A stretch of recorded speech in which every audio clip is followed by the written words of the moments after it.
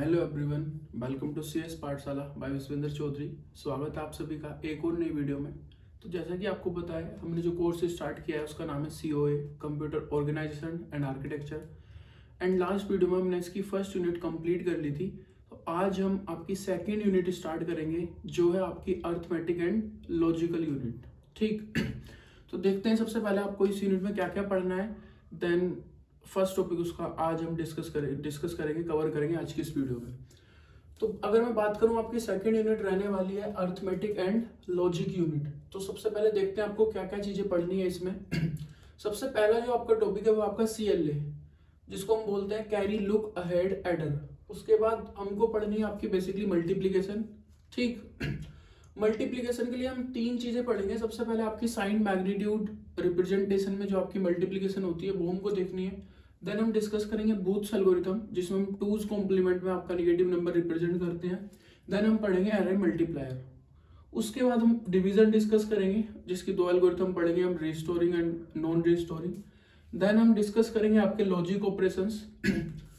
उसके बाद आपकी फ्लोटिंग पॉइंट अर्थमेटिक है। फ्लोटिंग पॉइंट अर्थमेटिक में आप बेसिकली फ्लोटिंग पॉइंट को कैसे ऐड कर सकते हो, सब्ट्रैक्ट कर सकते हो, मल्टीप्लाई कर सकते हो, डिवाइड कर सकते हो, वो आपको देखना है।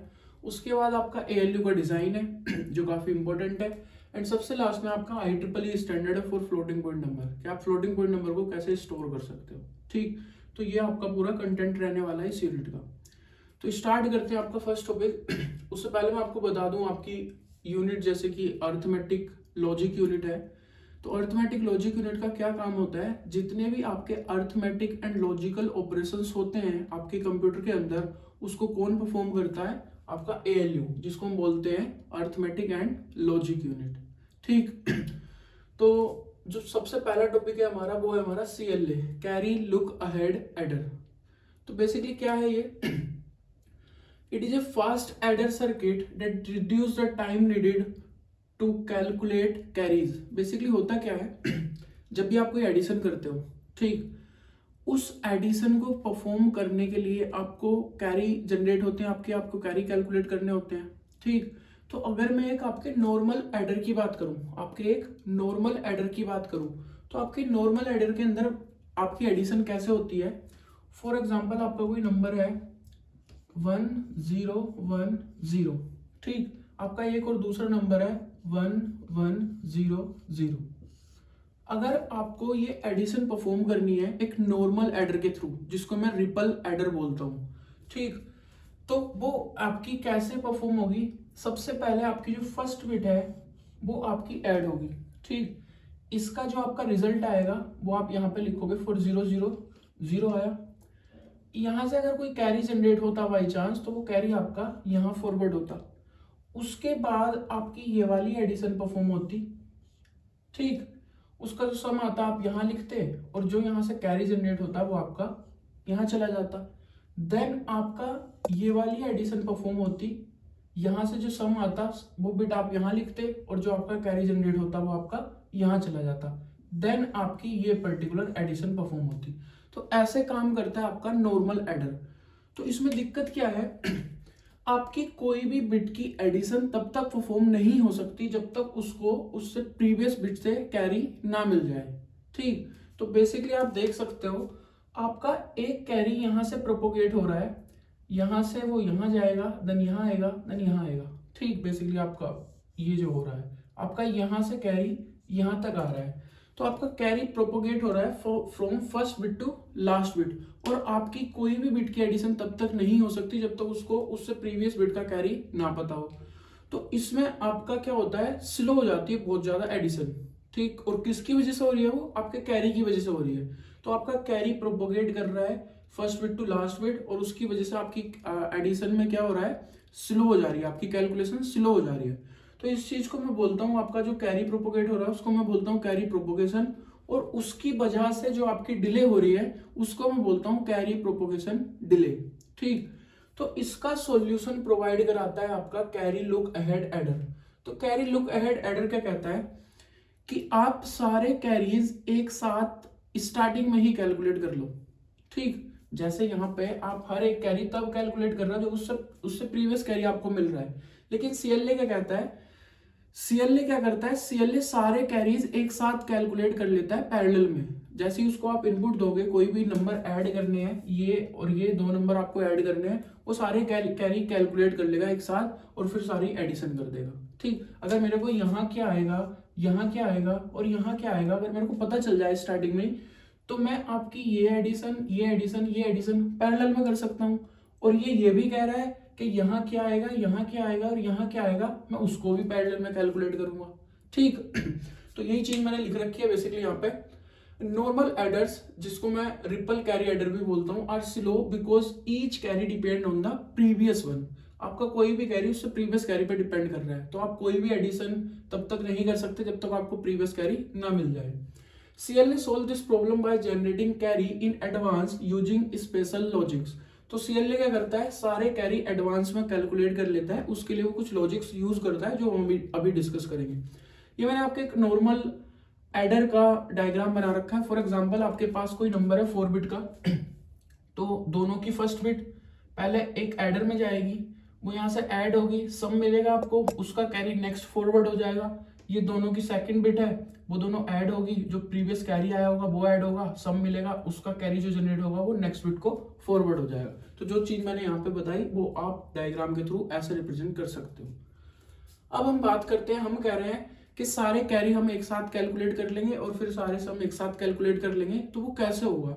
तो इसके लिए आपका CLA यूज करता है दो फंक्शंस, जो है आपके PI एंड GI, जिसको मैं बोलता हूं carry propagate and carry generate. तो अगर मैं बात करूं PI की, तो PI की आपकी वैल्यू होती है AI XOR BI। ठीक यानी कि आपकी A और B जो आपके इनपुट है, I से बेसिकली मैं रिप्रेजेंट कर रहा हूं कि आपकी zero first bit, second bit, third bit, fourth bit. ठीक तो बेसिकली जो आपके इनपुट है A और B, अगर मैं इन दोनों का एक्सोर करूं तो मेरे को क्या मिल जाएगा, इस पर्टिकुलर बिट के लिए क्या मिल जाएगी, P की वैल्यू मिल जाएगी, कैरी प्रोपोगेट की वैल्यू मिल जाएगी। ठीक, जो दोनों का एक्सोर करके, इन दोनों का एक्सोर करके यहाँ P की क्या वैल्यू आएगी वो मिल जाएगी, इन दोनों का एक्सोर से, इन दोनों का एक्सोर से, इसलिए मैंने I डिनोट कर रखा है। सिमिलरली तो ये आपका कैरी प्रोपोगेट करता है from CI to CI+1 when the exactly one of AI और BI is 1। बेसिकली एक्सोर है तो एक्सोर का वैल्यू तभी 1 होती है। बेसिकली अगर आपको दो नंबर का एक्सोर करना है तो उन दोनों का रिजल्ट 1 तभी आएगा जब या तो एक 0 हो, ये 1 हो, या ये 1 हो, ये 0 हो। अगर ये दोनों 0 0 या 1 1 होंगे तो इस केस में रिजल्ट आएगा 0, यहाँ भी 0 आएगा, यहाँ 1 आएगा, यहाँ 1 आएगा। तो यही लिखा है कि आपका कैरी तभी प्रोपोगेट होगा जब एग्जैक्टली किसी एक की वैल्यू 1 होगी। उसके बाद आपका होता है कैरी जनरेट। तो कैरी जनरेट को मैं एक्सप्रेस करता हूं AI.BI से, यानी कि दोनों की मल्टीप्लीकेशन, दोनों में एंड ऑपरेटर लगा हुआ है आपका। तो इसकी वैल्यू 1 तभी होगी जब आपकी इन दोनों की वैल्यू 1 होगी। तो मैं बेसिकली कोई भी मेरे पास नंबर लिखा है, फॉर एग्जांपल मेरे पास यही नंबर था 1010, तो इसके कोरस्पॉन्डिंग मैं PI कैलकुलेट कर सकता हूं ओनली इसकी और इसकी हेल्प से। सेम इसकी और इसकी हेल्प से इसके कोरस्पॉन्डिंग P की वैल्यू आ जाएगी, इसके और इसकी हेल्प से इसके कोरस्पॉन्डिंग P की वैल्यू आ जाएगी। सिमिलरली मैं G की वैल्यू भी कैलकुलेट कर सकता हूं हर एक पर्टिकुलर बिट के लिए। ठीक, और इसी की हेल्प से फिर मैं आपका सम एंड कैरी कैलकुलेट करूंगा। तो बेसिकली मैंने PI और GI दो फंक्शंस डिनोट कर दिए, ठीक, लिख दिए। अब उसी की टर्म में मैं एक्सप्रेस कर रहा हूं किसको, आपके सम को और कैरी को।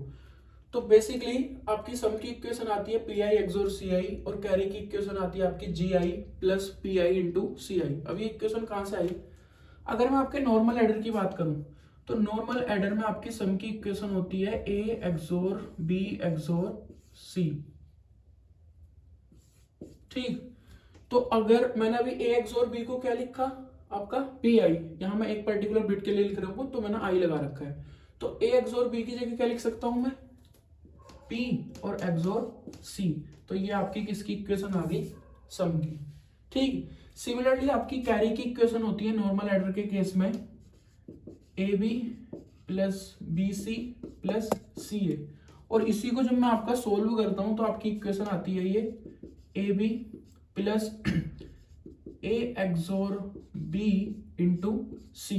तो अगर मैं इसमें आपकी वैल्यू पुट करूं, AB को मैं क्या लिख सकता हूं, GI, तो इसकी जगह क्या आ जाएगा आपका जी आई प्लस ए एक्स और बी को क्या लिख सकता हूं मैं, पी आई, और इसकी जगह क्या आ जाएगा आपका सी आई।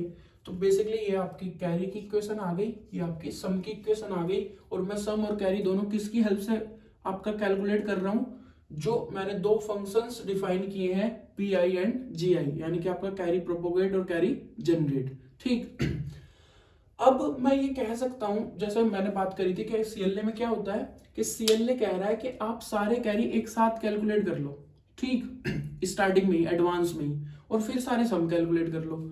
तो मैं ओनली जैसे ही मेरे को ए और बी की वैल्यू मिलेगी, ए और बी की वैल्यू मिलेगी, तो मैं पी और जी की वैल्यू कैलकुलेट कर सकता हूँ, और उसकी हेल्प से सम और कैरी कैलकुलेट कर सकता हूँ। तो आपके सारे कैरी कैलकुलेट तो हो जाएंगे, लेकिन मैं कह रहा हूं कि मैं सारे कैरी एक साथ कैलकुलेट करूंगा पैरेलल में। तो उसके लिए मुझे ये शो करना पड़ेगा कि आपका कोई भी कैरी प्रीवियस कैरी पे डिपेंड नहीं कर रहा।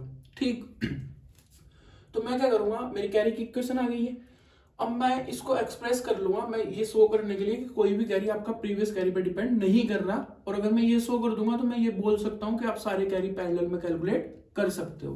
ठीक, तो मैंने इस पर्टिकुलर इक्वेशन में जो मेरी कैरी की इक्वेशन आई है, इसमें मैंने सबसे पहले आई की वैल्यू रखी 0, तो आपका C1 इक्वल टू आ गया G0, P0 और आपका C0। ठीक, कोई दिक्कत नहीं होगी इसमें। उसके बाद मैंने आई की वैल्यू रखी 1, तो 1 और 1 2 हुआ, तो C2 की वैल्यू आई G1 प्लस P1 C1। ठीक, अब यहाँ पे C1 की मैंने ये वाली वैल्यू रख ली जो मैंने अभी कैलकुलेट करी है, तो ये as it is plus P1, और C1 की मैंने जो भी वैल्यू कैलकुलेट करी थी वो पुट कर ली, तो मेरी C2 की वैल्यू ये आ गई। सिमिलरली मैंने I इक्वल टू 2 रखा, तो C3 की मेरी ये वैल्यू आई, और इसमें मैंने C2 की जो भी मैंने कैलकुलेट करी है वैल्यू वो पुट कर दी, तो मेरी C3 की ये वैल्यू आ गई। ठीक, सिमिलरली मैंने I इक्वल टू 3 रखा, तो मेरी C4 की ये वैल्यू आई। अब यहाँ पे मैंने C3 की वैल्यू जो मैंने अभी कैलकुलेट करी है ये वाली यहाँ पे पुट कर दी, तो मेरी C4 की वैल्यू आ गई ये। तो आप इन चारों इक्वेशंस में देख सकते हो, आपकी जो C4 की वैल्यू है, आपकी जो C4 की वैल्यू है, उसके अंदर कहीं पे भी ना तो आपका C2 है, ना C1 है, ठीक, और ना C3 है। ठीक, तो मैं ये कह सकता हूं कि जो आपका C4 है, आपका जो कैरी है, वो ना तो उससे प्रीवियस कैरी पे डिपेंड कर रहा, ना उससे प्रीवियस पे डिपेंड कर रहा, ना उससे प्रीवियस पे डिपेंड कर रहा, ओनली किस पे डिपेंड कर रहा है, पी आई पे, जी आई पे और सी नोट पे। सी नोट आपका स्टार्टिंग वाला कैरी होता है जो आप इनपुट देते ही हो। ठीक, उसके बाद मेरा किसी भी कैरी पे डिपेंड नहीं कर रहा। सिमिलरली आप C2 को देख सकते हो, इस C2 की इक्वेशन में ना तो C1 है, बेसिकली C3 की इक्वेशन में ना तो C2 है ना C1 है, तो मेरा C3 प्रीवियस कैरी पे डिपेंड नहीं कर रहा। सिमिलरली आप C2 में देख सकते हो कि इसके अंदर C1 नहीं है, तो मैं ये कह सकता हूं कि मेरा ये वाला कैरी भी प्रीवियस कैरी पे डिपेंड नहीं कर रहा। तो मैं कोई भी कैरी किसकी हेल्प से कैलकुलेट कर सकता हूं, ओनली PI, GI और C नोट। आप चारों इक्वेशन देख लो, इससे अलग कोई वैल्यू नहीं है। ठीक, और ये PI और GI मैं किससे कैलकुलेट कर सकता हूं, A और B से। तो जैसे ही मेरे को कोई नंबर इनपुट मिलेगा, फॉर एग्जांपल मैंने नंबर दिया 1101, दूसरा नंबर दिया मैंने 1001, तो जैसे ही मेरे को ये वैल्यू मिली, प्लस C नोट की मैं वैल्यू दूंगा कि मेरे स्टार्टिंग में कैरी क्या है। ठीक, जो नॉर्मली वैसे 0 होता है, अगर आप कोई वैल्यू स्पेसिफाई कर रहे हो तो वो 1 भी हो सकता है। जैसे ही मेरे को ये वैल्यू मिली, मैं इसके लिए PI/GI कैलकुलेट कर सकता हूं, इसके लिए PI/GI कैलकुलेट कर सकता हूं, इसके लिए PI/GI कैलकुलेट कर सकता हूं, इसके लिए PI/GI कैलकुलेट कर सकता हूं। मेरे पास सारे PI/GI आ गए, उसकी हेल्प से मैं सारे कैरी कैलकुलेट कर सकता हूं पैरेलल में। ठीक, और जब मेरे पास सारे कैरी आ जाएंगे तो मैं सारी एडिशन कर सकता हूं पैरेलल में। इससे पहले क्या हो रहा था, आपका कैरी डिपेंड कर रहा था प्रीवियस पे, प्रीवियस वाला उससे प्रीवियस पे, उससे प्रीवियस वाला उससे प्रीवियस पे। तो आपका कैरी अगर जितनी ज्यादा नंबर ऑफ बिट्स होगी, उतना ज्यादा आपका कैरी प्रोपोगेट करेगा, उतनी ज्यादा डिले होगी आपकी कैलकुलेशन। ठीक, यहाँ पे आपका कांस्टेंट टाइम लगेगा सारे कैरीज को कैलकुलेट करने में, तो आपकी कैलकुलेशन कैसी हो जाएगी, फास्ट हो जाएगी। तो यही आपका कैरी लुक अहेड एडर। ठीक, अब इसका डायग्राम देखते हैं। आपने एक 4 बिट का नंबर लिया A, आपने एक 4 बिट का नंबर लिया है बेसिकली ए, जिसमें कौन कौन सी टर्म्स है आपकी A0, A1, A2 और A3। सिमिलरली आपने एक नंबर लिया है B0, B1, B2, B3।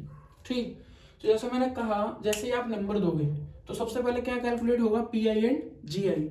PI क्या होता है आपका, PI क्या होता है, एक्सोर दोनों का, तो एक्सोर गेट लगा दिया मैंने। और GI क्या होता है, एंड।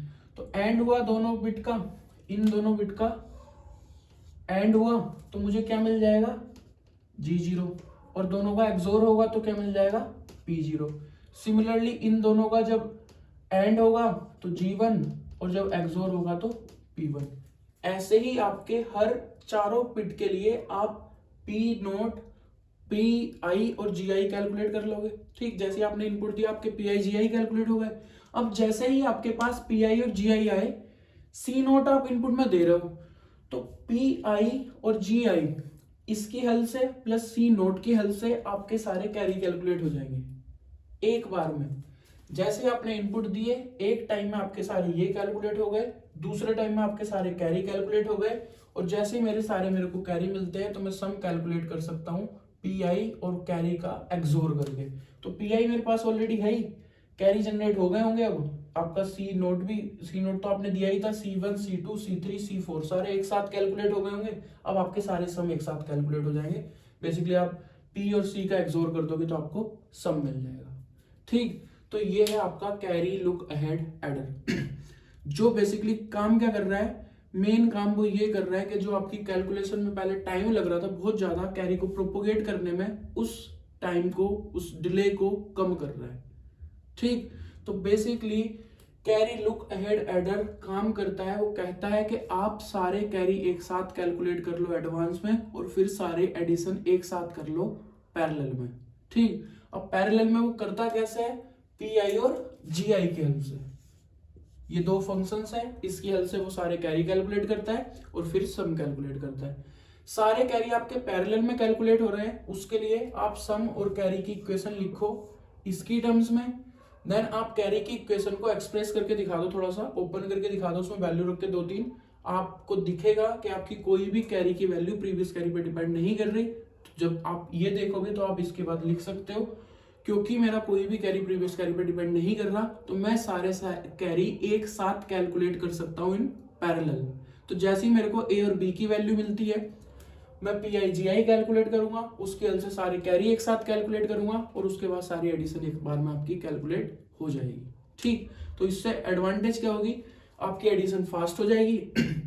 डिसएडवांटेज इसकी ये है कि थोड़ा सा इसका सर्किट जो है कॉम्प्लेक्स हो जाएगा, थोड़ी सी इसकी कॉस्ट ज्यादा होगी।